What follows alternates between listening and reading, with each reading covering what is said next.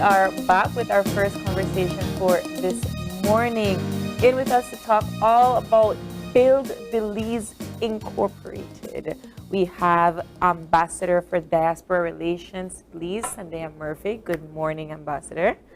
We also have Ms. Gilda Swayze, who is a member of the Diaspora. Good morning. Good morning. And we also have Ms. Grace Pate, who is the treasurer of Build Belize. Good morning. Good morning. Morning, ladies. I am so happy that this board is mostly women. Well, yeah. Yeah. Well, I am excited about this initiative because I feel like it is something that everybody wants to do when they shove off, leave home, and they want to give back to their community in some kind of way. This incorporation is a standardized set body of Belizeans that are going to give back to their country. And I am so excited to learn about what really set the gears in motion to create this process. So let's start with you, Ambassador. Good morning. Good morning. Thank you for having me on the show. So Build Belize Inc., we are a nonprofit organization, a U.S. nonprofit organization, and our purpose is to empower and improve the lives of Belizeans through education, health, and service, and to assist the Belizean diaspora with the socioeconomic development of Belize. What started this? So I am the ambassador for Diaspora Relations, which is part of the Ministry of Tourism and Diaspora Relations. So while working with Minister Mahler, we realized that, the diaspora it would be beneficial for the diaspora to have an organization, a U.S. organization where they can get certain benefits from the organization and also at the same time be able to give back to Belize. So that really is what created Build Belize Inc. That's how it all started. And a lot of the goals for the Diaspora Relations Unit and Build Belize Inc. are very similar. It's all about the diaspora and about giving back, about re-engaging the diaspora back into Belize. And so that's kind of how it all started. Yeah. And right now we've actually done some great things with Build Belize Inc. Right now, actually this weekend, we were able to get hurricane relief supplies, which has been an amazing process. We went on Saturday and we were sorting out all these donations that we received from the diaspora. I have to tell you, it's been an amazing process where to see the diaspora come together and support Belize. Yeah. We had 2 containers of hurricane relief supplies, a value of $600,000 that came in from the diaspora.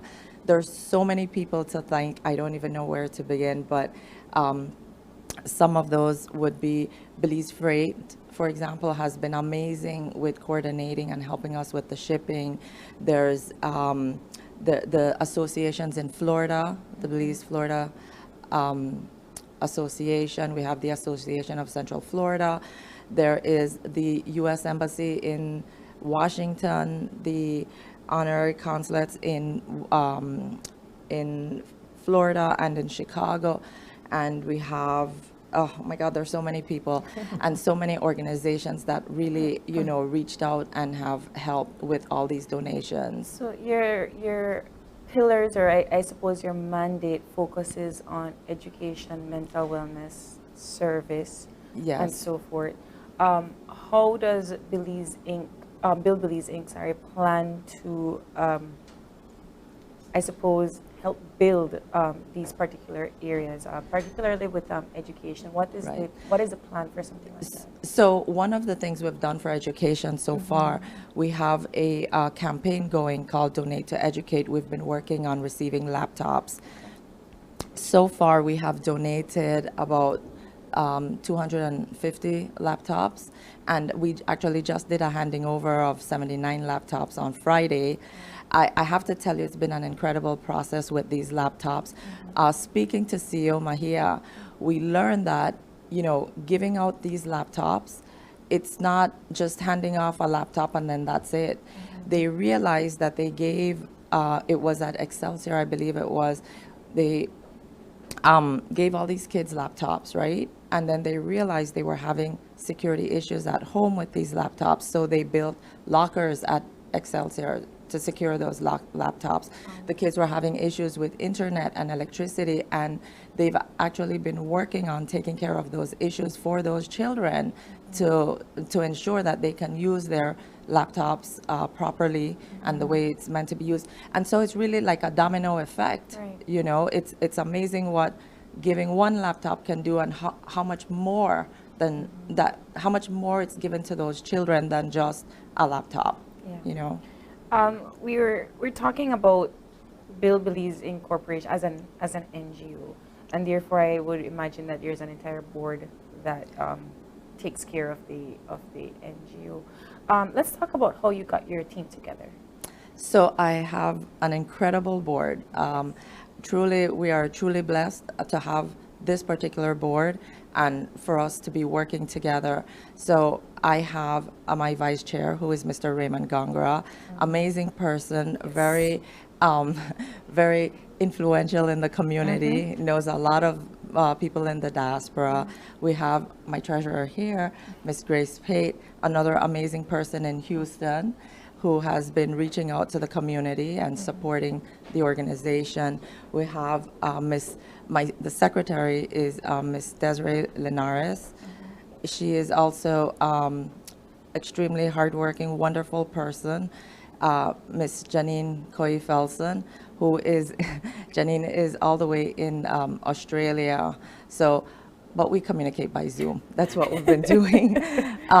And then we also have Miss Sandra Hall, who is in Belmopan. Yes. And she's our only board member who is actually in Belize. Everybody else is in the diaspora. Yeah. And perhaps we can hear directly from Miss Grace and Miss Gilda about how you got involved with Build Belize Inc. So perhaps let's start with you, and you are, because you're actually also a treasurer within the organization. So let's hear a little bit about how you got your start. Oh, wait a minute. Okay.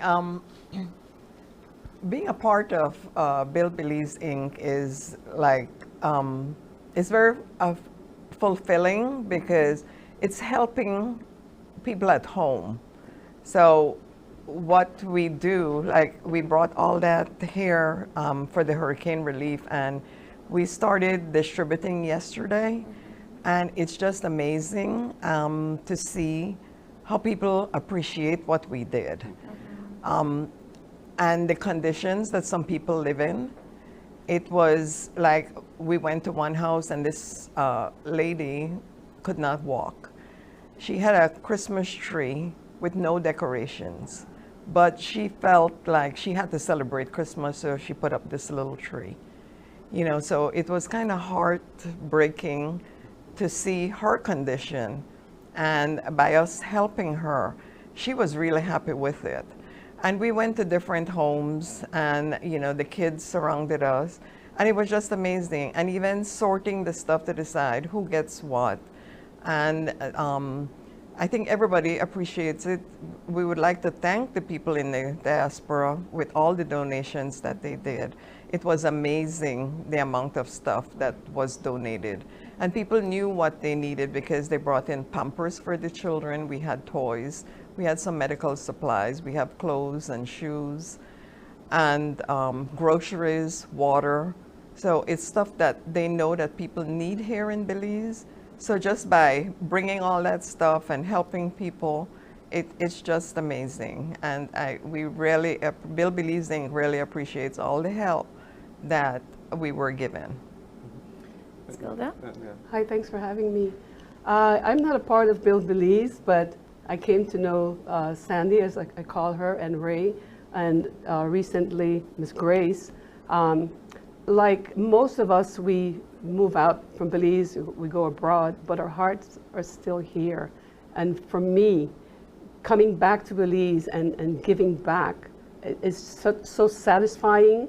I haven't had the pleasure and the privilege to go out into the community yet like Ms. Grace, but I'm looking forward to going to Port Loyola today and experiencing what she went through. But it's such a pleasure and a privilege to be able to come back and see the look on these people's faces when they know that, hey, my people are here to help us. You know, and Ambassador, one of the things, like as we're talking, that is a question that I have is how is it that Build Belize is able to draw resources from all over? Because it seems that we're represented just here today by different parts. We have Houston, we have Florida, and you mentioned some other members who are, as far as Australia. So how do we how do you reach the diaspora community? And also, how do we, coordinate, getting supplies together and things like that? So, I mean, it's all communication, right? In terms, it's all communication in terms of reaching out to the diaspora. And I will say that's something that we're still working on. We're at the Diaspora Relations Unit. We're a brand new unit, so everything is being done from ground up, right? We have really done an amazing job, I must say. So the team has been amazing at the unit and reaching out to the community. It's been, wonderful communicating with the diaspora, but we are still working on that. Like, we were able to reach out to a lot of the diaspora through emails and just it's almost like word of mouth too, everybody's talking to each other. But I know there were still so many people and organizations that were not aware of what Build Belize Inc, for example, was doing, right? And I was aware of that. But, since we were doing, for example, relief efforts, it's something we had to work on really quickly. But certainly for 2023, we want to expand and explore more about how we can, communicate to the diaspora where we have more people getting the information and knowing what's going on. And coordinating, well, I have to tell you, coordinating is not an easy job, okay? I have a brand new appreciation for shippers. Like I said, I mentioned about Belize Freight, like really, they really were the ones that reached out and helped with coordinating, getting items from like New Jersey, Proud Belize in New Jersey, and getting the stuff from Washington, D.C., and then Houston, and they were amazing in helping us to coordinate all of that. But that's a really, really hard job to do. We also had Belize Queen Freight that helped us with some items. We had Heather Johnson that helped us with shipping. And so really it's just Everybody pitching in. everybody, exactly, everybody pitching in and trying to, get all these items into Belize. What was your initial thought process when you decided you were going to start this NGO? And I ask that because there are a lot of Belizeans that live abroad. And like Ms. Gilda rightfully mentioned, your heart is at home. So what was your thought process going into to motivate persons from the diaspora to come together to build Belize Inc? You know what? To be honest with you, one of the first reasons was so because we had been going out into the diaspora, having town hall meetings, with the Diaspora Relations Unit, and a lot of what I had heard and we had all heard was people saying, I want to send stuff home, but I always have so much trouble and I can't get the stuff them home, and the shipping and the duties and all this stuff. And so it just kind of evolved into how can we, create a system or a process to help people get things home, to help people in the community, their friends and family, and without all the hassle, and that's really kind of what started it. And then also, all of us on the board actually were big proponents for education and health, and for myself in particular, but again, I think the board would agree for all of them, community service is a big deal. It's one of those things that my parents taught me about, and I am forever grateful for that. And I think it's important to pass that on to our children, and our community, to teach about community service and how important it is for us to help each other. And so it just kind of evolved, as it came about. So. And Miss Grace and also Miss Gilda, do you find that where you live, like the Belizean community is sort of active and they sort of want to support initiatives like this and want to give back? Yes, in Houston they do. We asked for donations, and they were taken to Beau's Taste of Belize, which is a Belizean restaurant that we have a lot of Belizeans go there. And they help to collect the items that people bring to them and to help ship it out. People are willing to help. We just need to get, I guess, more involved with, you have a group that does it. Yeah. We need to get more people. And so that when I go back, that's what I plan on doing, to start calling people and saying, hey, we really need your help. This is to help people at home. This is what we want to do. And they really, really want to help.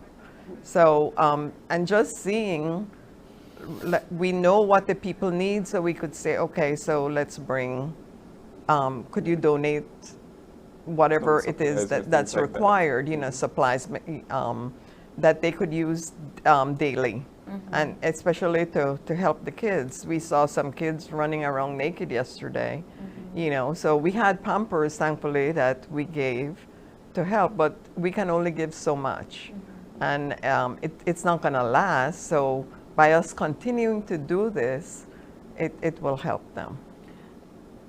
How I got started, usually when I hear a disaster in Belize, the first thing I do is contact people that I know, come on out. And what we did this time, we made it a lot of fun. The first weekend we collected items, we went to a parking lot, and the Belizeans came out. They say if you build it, they will come, and they sure came out to that parking lot. The ambassador was out there, the honorary consul from Belize was there. The second time, Mr. Gonger and I set up our tent in the park at C.B. Smith Park, and we made it fun. We had tamales out there. We did raffles and all that. And we had a group of people, they came out and willingly and just separated all the items and put everything together. And like I said, it warms my heart to see my people come together for this cause. When we think about Belizeans that, they move and they go abroad, and of course they start their lives over there, they have families, children, and of course. How do you keep Belizean traditions alive within your family household while living in a new space? Well, with me, I cook Belizean food. I speak Creole to my children and grandchildren. Even though some of them would like, what did she say? But I still speak it to them, so they know. And I explain what it means. And now they understand. And we keep going, like we do Christmas dinner, the rice and beans, potato salad, ham, turkey. 1, 2, 3. We just, and we do the 1, 2, 3 all the time. So they need to know, because when they visit Belize, and the first thing I thought was, how much a clock? And they were like, what? But now they know, and I have a son-in-law that he's like, Grace gal, but he's American, but he wants to learn the Creole, and he's been talking it, every time, gal, come home, come cook for me. So we try to, we do that. We speak the Creole, we cook, we go to church. I still follow my Catholic tradition. We just keep everything going the same as if we were living here. And yourself, Ambassador? Well, for me, for sure, it's Creole and food.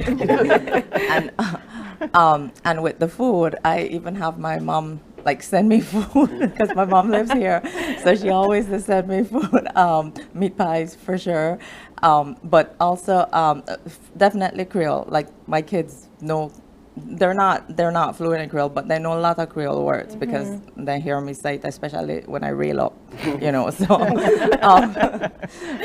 and my kids love it here. My daughter is obsessed with Belize, and my mom lives here, and so my daughter always begged me for come live with my ma here.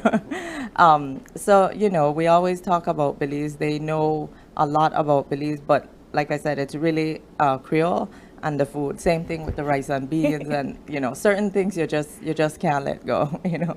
Well, my daughter wants Belize bangles. The gold yes, bangles. the cultural bangles. And Mom, please make sure you bring tamales and tarts. My 16-year-old granddaughter, I want tarts, and they want dukunu. And Grace and the ambassador said, we cook all that stuff. I make dukunu. I make not tamales. That's hard to make. But I cook the 1, 2, 3 and all that kind of stuff. So they know. My granddaughter, 16 years old, she loves Belize, and she wants to come whenever she gets a chance. So doing those things and keeping the culture alive. You could do like what my granny do. My granny freeze everything and then just put it in one of those vacuum compressed bags that keep it frozen and then just put it in your suitcase. Is that legal? And I forgot to mention the fried jacks. Oh yes. Every weekend, my grandkids, Grandma, you're going to make fried jacks today. But they eat it with cheese. Not refried beans? with syrup. Oh. Okay. So, yeah. Fusion. Yes, they love it with syrup. Mine calls it FJ. FJ. Mom, fried jack. Grandma, can you call? Well, they call me Gigi. Yeah. Can you make FJ? And they want FJ with fried beans. How do you make Johnny cake over here now without the proper lard?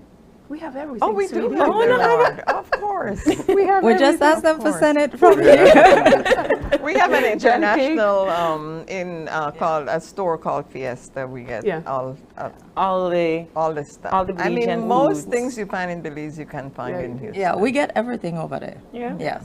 Okay. I make Somehow Creole we bread can find it. and bun and all Okay. that stuff. Yeah. That's wonderful. And taking it back to Build Belize, are there any plans or solid plans for the future? And what are some of the priority areas that you want to work on as the Build Belize grows?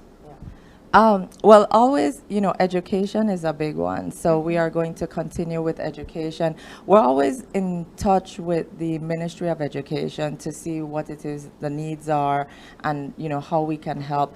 Certainly, health.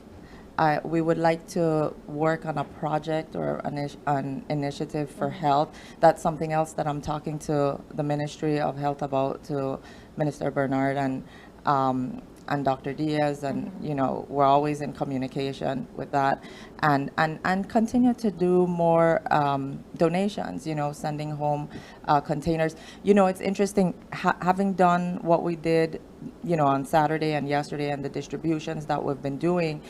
I actually have people telling me, I can work with you on sending another container, right? So it's, again, domino effect. People are seeing what's happening, how the items are being distributed, that they're going to the intended recipients.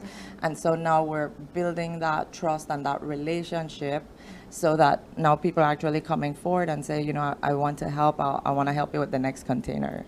Final question.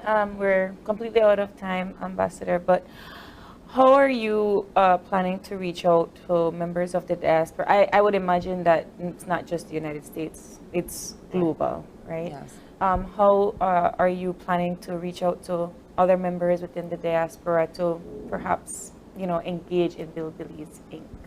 Well, for Build Belize Inc., but also for the Diaspora Relations Unit, the plan certainly for 2023 is having, on the Diaspora Relations Unit side, is having more town hall meetings with the diaspora. We have been doing the U.S. This last year, but we're looking to go out into Europe, look, there are Belizeans all over the world. So we're going to start branching out to different countries to see, how we can get them engaged, and certainly to start with town hall meetings. And again, like I said, even for Build Belize Inc., it's all about communication. So social media, just getting it out there, get the information, just getting it out there more, with whatever the different mediums are to be able to do that. That's what we're going to work on. BuildBelizeInc.org is the website, so you can That's right. find them there and all of their goals and their mandates. Ladies, thank you so much. Thank Thank you. you so It's a much for pleasure. having us. I hope you enjoy the rest of your stay here at home, because I'll call it home. Yes, home. This is home for me. Yes. And thank you so much, and please, all the best in your endeavors, Ambassador. Thank you And so much. with that, on our stay for fruitcake, on our stay for black cake. Is it rum? Yes. should We be are fine. going to take our next break, and we'll be back with Gavin and I making some Belizean cakes. So you don't want to miss that.